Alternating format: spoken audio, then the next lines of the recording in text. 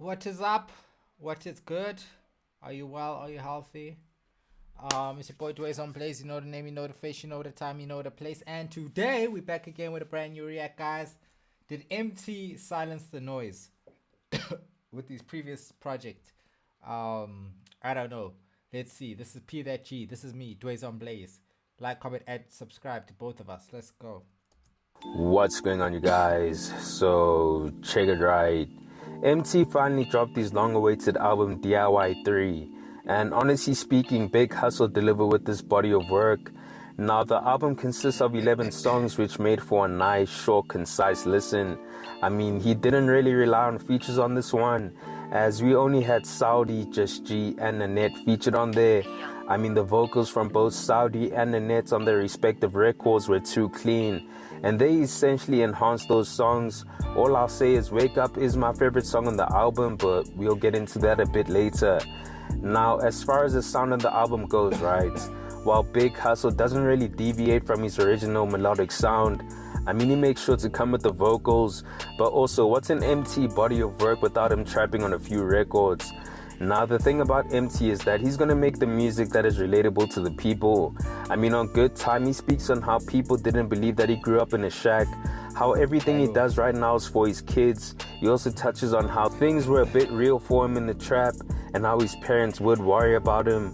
But now because he's balling, he's in a much better place, with him being able to count cash on the hills, as he puts it.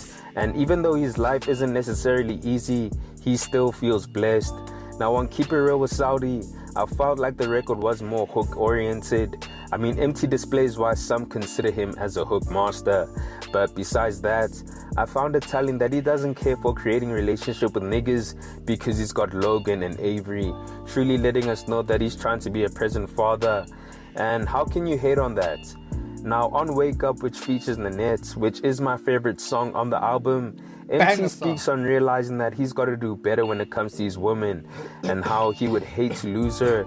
He essentially needs to wake up, otherwise she could potentially move on, which is why he feels the need to do better. He recognizes that his need for hustling might have left her neglected, but knows that she has his heart, but wants her to also play her part. Now, I guess this record speaks to the turmoil he experienced in his relationship with his wife, but I won't get into that. If you know, you know. But as I said earlier, Nanette's vocals on this one was a beautiful touch, and she honestly deserves more recognition for her craft. But anyways, now on Get Straight to It, this felt like a continuation from Wake Up, since we have Emtee giving us another love record where on the hook, he speaks on how his girl is fine, he can't get her off his mind. She likes his style and that she gets straight to it without wasting any time. Get straight to what? So overall, it's a chilled record, not too much happening in the verse. The hook was definitely the highlight once again. Now with War, I didn't necessarily like the record sonically, I just like the message that was being conveyed. I mean, Emtee speaks on how he isn't a king, instead he's a warrior, because on the way to the top, he was facing a lot. He touches on how because he's war ready, everyone can get it, and how as a youngin', he was always in the mix where he was more focused on the music instead of chasing women. Now with the second verse, right, he addresses the narrative of people saying that he's broke and just a junkie, which isn't the case according to him. I mean, we can hear him say, I'm not stopping till I'm rich. Told my son I will never switch. 2025 finna be a lit year. I'm coming for everything and they know it. They thought it was over for me and I'ma show them. They said I was broke. How the fuck my kids growing? Shit, how the fuck I went broke? So even though I didn't necessarily mess with the record sonically, the messaging in the song was perfectly executed in my opinion. Now with the next song being Believer, I honestly did not like this record. It just felt like a filler for the album and a lazy sounding song in my opinion. And I know I'll probably get cooked for saying that, but hey, that's my 2 cents. Now, I don't mind Believer, to be honest. I don't think it's one of Emtee's best songs, but I don't think it's that bad. I think it's cool. Amanga is really good. We have Emtee, or better yet, Big Hustle return to that classic sound of his, tapping into that melodic rap on an 808 type beat. I mean, he sounded too clean on this one. And once again, he demonstrates why he is the hook master in this rap shit. Now, in terms of the messaging, he doesn't really deviate from what he usually talks about. He just speaks about the struggle, the hustle, and proving the doubters wrong. Essentially just a good sounding record. Now with Blessed, this is another laid-back sounding record where we have Big Hustle feeling appreciative and blessed for having everything he has. He speaks on his come up and how everything got started for him, and how because he's got God watching over him, he doesn't really need anyone, especially the doubters. I mean, the lines that convey his message the best is when he says the following: I met Ghazi and Sanson, never knew this would happen. I'm busy closing deals, nigga, I'm not just rapping. Many praying for my downfall, is that why you come around more? I can do this shit without y'all.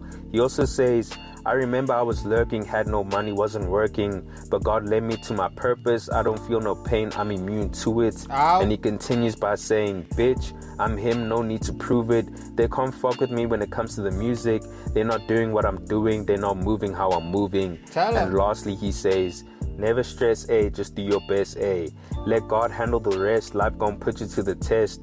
All I know is that I'm blessed, but I never flex. Ow. Now with the last two remaining joints on the album being Lil Nigga and Larry Bird, we can hear Emtee tap into his trap bag once again, and he makes sure to deliver on those ones, really closing off the album on a good high note.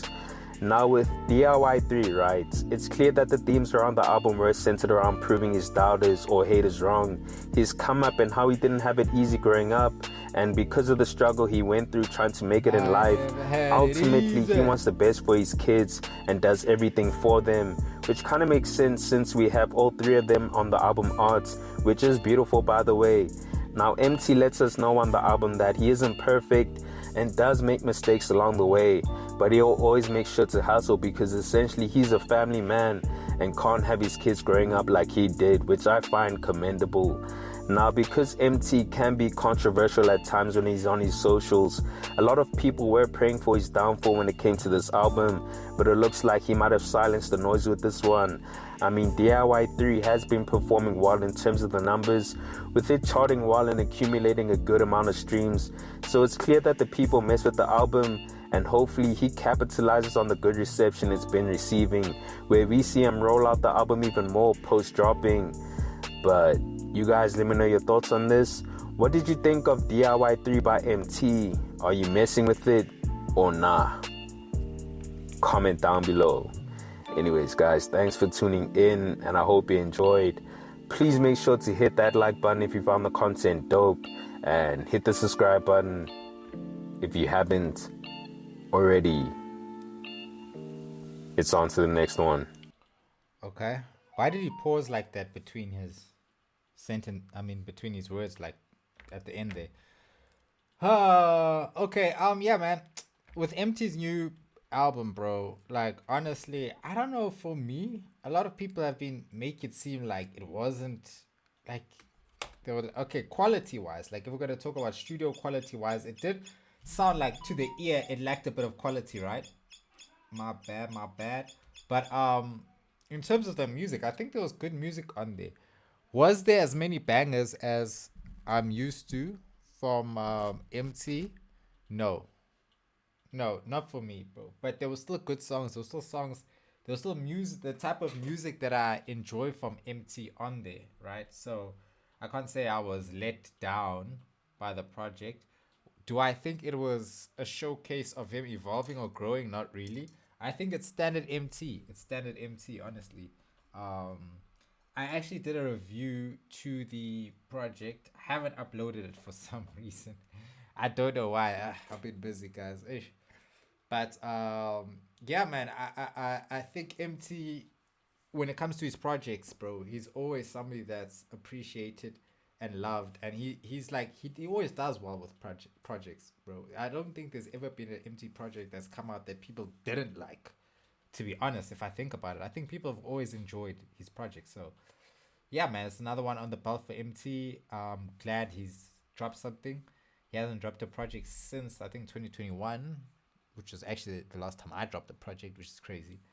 But yeah, man, like let's see, like 2025. Emtee said he's coming for everything. Let's see if he takes it all or now, you know. So hey guys, it's your boy dwayzeonblaze. I'm gonna leave it there for today. I hope you all good. I hope you all blessed. Yes, sir. It's good to be alive, man. What a time to be alive, brother. Which one? Guys, I don't know what's going on. yeah, man. But shout out to everybody supporting. My laptop is breaking as usual. Nothing new here. Okay. Shout out, guys. Catch you in the next one.